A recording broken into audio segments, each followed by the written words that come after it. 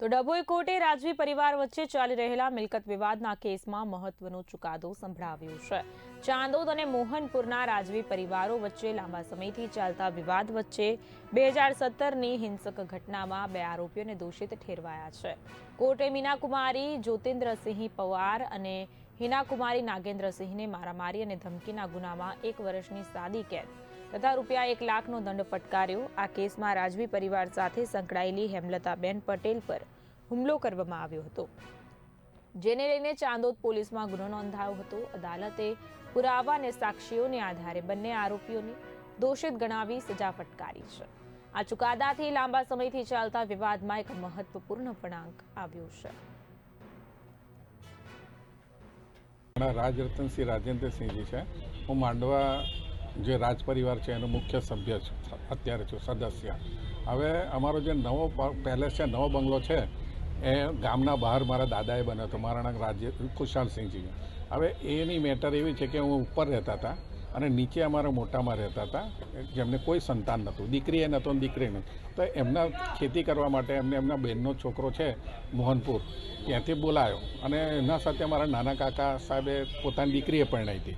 એ બે સંબંધો હતા, એટલે નીચે આવીને રહેતા હતા અને ખેતીનું કામ એમનું સંભાળતા હતા। અમને એવું કે વડીલો પાર્ટી છે એટલે અમે મેન કુટુંબી થઈએ, એટલે ભવિષ્યમાં અમને જ મળવાનું છે, પણ આને કંઈ લખાણ રજૂઆત કરીને અને બહાર વેચવા ફરતા હતા, અમને જાણવા મળ્યું।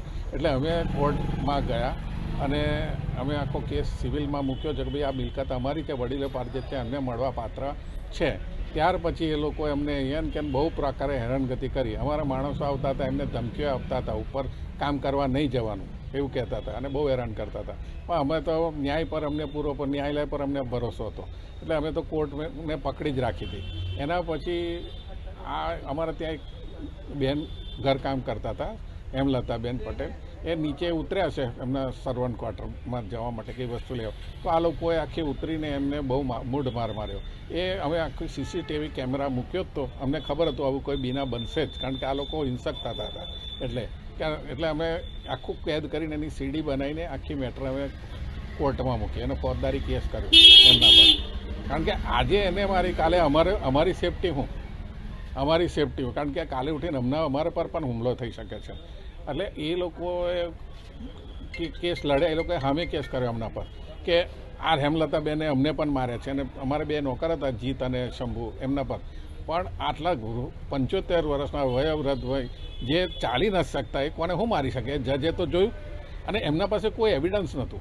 અમારા પાસે તો આખું એવિડન્સ હતું, કારણ માર્યા હોય તો એવિડન્સ હોય ને, એટલે એમના પાસે CCTV કેમેરા એમને ગોઠવેલા, પણ એમના પાસે એવિડન્સ, અમે એવિડન્સ મૂક્યું એટલે અમારો તો નિર્ણય આવ્યો।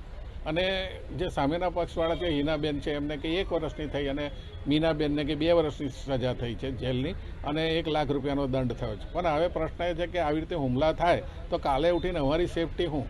એટલે પોલીસે પણ આની કંઈ તકેદારી લઈને અમારી સેફટીનું ધ્યાન રાખવું જોઈએ, અને આનું ધ્યાન કે કાલે ઉઠીને અમને કંઈ થાય તો એના જવાબદાર આ લોકો મોહનપુરવાળા હોવા જોઈએ। એટલી મારી અરજ છે, બસ। શું ઘટના ઘટી હતી ને ક્યારે ઘટી હતી? હું ઉપરથી કામ કરીને નીચે આવતી હતી, મારા ઘરે જતી હતી ઓળીએ, તો એમને મને કહે છે 2 મા દીકરીઓ જાલીને મારીને ધક્કો પાડીને પાડ નાખી મને। પછી પેલા 2 નોકર હતા એ કરવા, પણ એમનેથી તો અવાય ના, એટલે પછી મેં ઊભી થઈને એક બાજુ બેસી જઈ।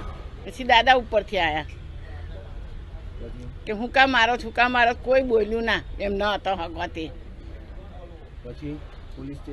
પછી પોલીસ કેસ કર્યો, મને માર્યું એને, પછી દાદા દવાખાને લઈ ગયા 108 બોલાવીને, પછી એને જાતે માર્યું હાથે ને, એને અમારી પર કેસ કર્યો।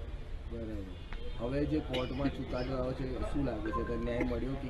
મળ્યો નહીં, એમને સજા થઈ, અમે છૂટી ગયા। શું નામ બા તમારું? હેમલતા।